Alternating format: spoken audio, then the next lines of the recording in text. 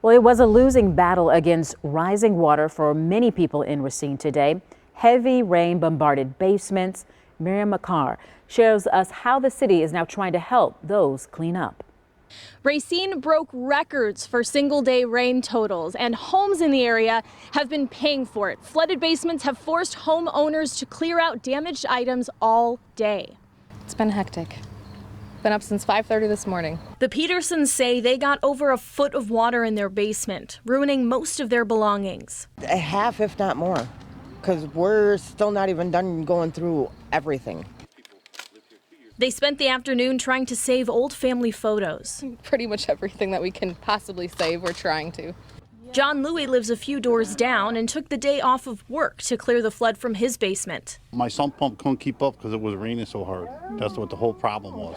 It just made a big mess, like a big mess. Racine's Department of Public Works says their crews were out Sunday night working to ease flooding in the harder hit areas. Our field office personnel went out to those particular areas and did what they needed to do to clear any blockages and get those situations rectified. But for homes that did flood, the city is now offering to pick up any flood damaged items that need to be disposed of. We've got a refuse collection plan, so for those folks who have flooded basements and have damaged furniture, white goods, washer, dryer, those types of things. Pritzloff says within 10 minutes of putting out that pickup notice, they received over 50 calls. And that pickup service will be available for the next 4 days, and we'll have that phone number listed on our website.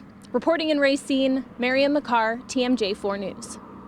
Miriam, thank you. And just into the newsroom, the Red Cross has opened up an emergency shelter for people forced to leave their homes or apartments because of the flooding. It's at Elmbrook Church in Brookfield. The Red Cross says that it's helped a handful of people in Waukesha, Racine, and South Milwaukee.